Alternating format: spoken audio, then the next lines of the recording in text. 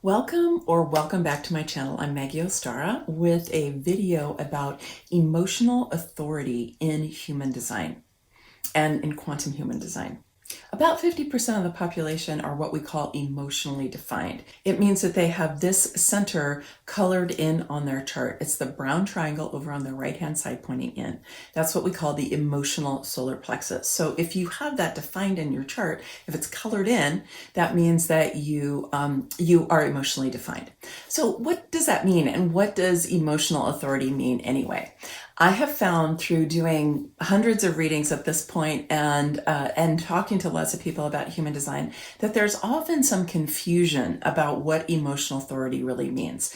So I wanted to shoot this video for you today to help clarify, in the hopes that this will enable you to really be able to use your emotional authority. Now, let's just talk for a moment about authority in human design in general.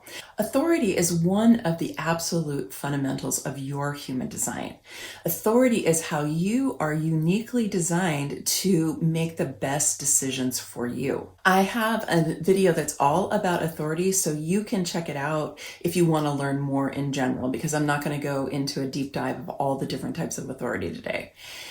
But authority is one of your superpowers. I love authority. Like, learning my authority in human design just really, really changed my life. And I know that this has been true for many of my clients as well. So I'm hoping that you'll be able to really get a handle on this and you'll be able to use it in your daily life. It's a huge ally, and it's well worth the effort to discover what it is and how to utilize it. So emotional authority is confusing because sometimes people think that means that they're designed to make decisions emotionally. In fact, it's just the opposite. You don't want to make decisions emotionally if you're emotionally defined. And it's always kind of, you want to take a look at, even if you're not emotionally defined, like I'm not emotionally defined. And I have learned over time to not really make my decisions so much emotionally. And I think it's a good practice because most marketing out there is designed to stimulate your emotions and to get you to buy based on your emotional response, which you then often justify with logic later on. But it's designed to stimulate often your fear and also your desire to get you to make decisions emotionally. Let me just say that I don't think marketing is bad. I just think that there are certain kinds of marketing that I really don't agree with and I don't want to be manipulated by. I've been a marketer for a long time. I've supported many clients to learn how to do messaging and to do their marketing, but I do it with integrity and I never do it in a manipulative way. But unfortunately, there are lots of people out there who have learned this technique and will do what they can to stimulate you to make decisions emotionally. So for people who are emotionally defined, especially, you need time to make decisions. You don't want to make decisions emotionally. You want to make sure that you are taking all the time that you need to get a clear sense on the inside about what is right for you in terms of your decision. Now, what complicates this a little bit, and is also really good for you to know about yourself, is that everybody who is emotionally defined has an emotional wave. Emotions are a key part of who we are as human beings, and we want to be able to feel our feelings. Emotional energy is the power of the emotional solar plexus. It's one of the engines in the chart. It's one of the things that drives us, okay? So you do want to have a healthy relationship with that emotional energy. And if you're emotionally defined, that means you want to have a relationship with your emotional wave. So you want to be able to tune in to what's true for you as far as that emotional wave goes. Now, let me explain this a little bit more, okay? In the emotional wave, sometimes you're going to feel more up, you're going to feel more extroverted, you're going to feel more buoyant, you're going to feel more like you want to be around people, you're going to have a greater sense of possibility. You might sometimes feel like the world is your oyster and anything can happen, okay? And then when you're lower on your wave, you may feel more introverted, more withdrawn, more quiet. You may not want to be around people as much. You might even feel sad or melancholy. And sometimes when you don't understand this about your emotional wave, you might call it depression. And Now, depression is a real thing. I'm not denying that depression is a real thing, and there is a clinical reality to depression, but being low on your wave is not that. It's not being clinically depressed. It's actually quite different. And there's nothing wrong when you're low on your wave.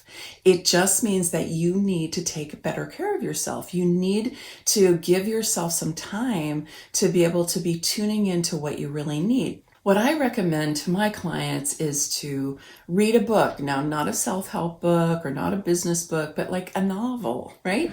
To take a bath, to take a walk, to take a nap, right? To do these things that can help replenish you and help you to just be with yourself and not feel that you have to show up with a happy face, enthusiastic, or even on point. Now, I know that you may have, you have to go to work or you have obligations. And so you do need to find a way to navigate that in reality in your life. Give yourself a break when you're lower on your wave. The other thing that I always like to remind people is that there's been a lot of really beautiful art that has been made out of melancholy. Incredible movies, beautiful novels, poems, songs, all kinds of things, dances have been made out of melancholy. Melancholy is a fundamental human emotion. It's not bad, and it's not something that we need to try to process away. And it doesn't mean that you're spiritually unenlightened if you're feeling melancholy or you're low on your wave. It doesn't mean any of those things. It just means that you need some time to nourish yourself and take care of yourself. Write in your journal if you want to, write a song, write a poem, or just take a nap. Like I said, just give yourself some time. Now, you'll notice in the emotional solar plexus, in this center, there are 3 channels that run through this center. And each of those 3 channels is associated with one of the major circuits in the human design system. There's the individual circuit, there's the tribal circuit, and there's the collective circuit. Now, depending on which one you have running through your emotional solar plexus is going to influence what kind of wave you're going to have. It's pretty interesting. So the individual circuit, let me just talk about that for a second. The individual circuit is here to be different. It's here to bring change. It doesn't fit in. It's very mutative, which is bringing change. It's here to bring in new forms. It has new ideas. It's very on the leading edge. And the subcircuit of the individual circuit that runs through the emotional solar plexus is called the knowing circuit. And the knowing circuit, I love the knowing circuit. The knowing circuit is how we just know things. We didn't learn it anywhere. Nobody told us about it. We didn't read about it in a book, nothing like that. We just have this inner knowing. So you're going to have that if that individual circuit, the knowing circuit, is running through your emotional solar plexus. Now, the thing is that the wave that is associated with this knowing circuit and the individual circuitry can be the biggest one. If you think about this for a moment, being individual, being different, not fitting in, right? You can see how that could stimulate a higher high and a lower low. Now, for people when this gets really extreme, right, this can go into manic depression, particularly if there's other things that go on with brain chemistry, or if you've been made wrong your life for being different, or if you've been plunged into depression because you didn't fit in, right? You could see how that might work. Now, when you learn to embrace your individuality, when you learn to embrace that you're here to be different, that you're here to bring change, and that you have a huge gift to be able to download from super consciousness new ideas and new ways of seeing things, new perceptions, it might really change the way that you relate to your emotional wave. And then you can have your emotional wave not be such high highs and low lows. Now, if it's the tribal circuit that is running through your emotional solar plexus, then this tends to be a little bit of a smaller wave. It tends to be on the smaller side, unless the emotions have to do with family or relationships, because in the tribal circuit, family and relationships are very, very significant. Now, the subcircuit of the tribal circuit that this is a part of is known as the either business or the ego or the commerce circuit. So it's not so much the really deep part of the family. It's a different part of the tribal circuit, but it is still tribal energy. So you can get, stimulated or activated around things having to do with your family or your relationships. And in that case, then your emotional wave can be more extreme. In general, the tribal circuit wave is not as extreme. Now, if you have the collective circuit running through your emotional solar plexus, and the subcircuit of that is called the sensing circuit, the collective circuit is kind of medium. It's kind of in between the individual and the tribal. The collective circuitry is really about all of the tribes together. It has to do with, more of the globe. It has to do with all of us as humanity. It often has to do with things that are related to infrastructure, for example, or for government, or, kind of for bigger things in which many different communities are connected with each other. And the sensing circuit that's inside of that has to do with it's right-brained, it's imaginative, it's creative, and it is embodied. It's sensual, okay? So if it's with the sensing circuit that your emotional solar plexus is defined, then it might be something that you feel more in your sensuality, something more in your body. And I would really invite you to get in touch with what's going on, moving out of the thinking tower and getting down into your body. And this is a great boon for you to do those type of practices that I was recommending in terms of using your creativity. If this is true for you, write a poem, write a song, or sing songs of other people's, or reading books, writing stories, that kind of thing, if you have the sensing circuit moving through your emotional solar plexus. Okay, so those are the three main circuits that are running through this center. Let's come back to decision making, which is what your authority is all about. So when you need to make a decision, you want to be able to ask that question multiple times along your wave. So when you're more up and when you're more down. And some people have a wave that's like a 24-hour wave, right? They feel really up in the morning, and then by the evening, they just need to be on their own. Or sometimes it's the reverse. Sometimes they're in the morning, they're really quiet, they don't want to be around people, and by the evening, they're ready, they're joyous, they want to go out and they want to party, right? So that's true for some people. For some people, they have more like a week. And so they'll have a few days where they're really up and a few days where they're down. Other people even have longer waves. So what you want to be able to do is kind of track what your wave is like. If you haven't ever done this before, just give yourself some time to feel into it, because it might feel a little difficult to get a handle on. But my recommendation is that you just give yourself a number from 1 to 10, 10 being the most extroverted, the most up on your wave, 1 being the most introverted, the most low on your wave, and put it in your calendar every day for a month and see if you find the pattern. Now, you might find it within a week, right? If you have a 24-hour wave, you're going to notice it within a week. And you may already know what it is, because some people that I've done readings for, have had as clients, already know what their wave is. They've already figured this out on their own without even knowing human design. So that could be true for you. Tracking your wave can just give you something a little more objective that you can refer to when you know you're wanting to make particularly an important decision. You really want to be careful when you're making important decisions. You want to give yourself time to know that it's right for you, whichever way that you go with that. There's another layer of complexity here, and this is particularly true for generators and manifesting generators and for manifestors, okay? Projectors are a little bit different, and actually emotional authority doesn't refer to reflectors anyway, because they never have any of their centers defined. So for generators and for manifesting generators, you also have sacral authority. You have the red square colored in your chart, and that also gives you sacral authority. Now, I love my sacral authority. I'm not emotionally defined, so it's easy for me to get in touch with my sacral authority. If you're emotionally defined, it might feel a little bit different for you, and it might be a little harder to get in touch with it, particularly if you're feeling stronger emotions at a particular time. You still have the ability to tap into that sacral. You can call it trusting your gut. It is the which is what the sacral says, and it will respond to yes, no questions.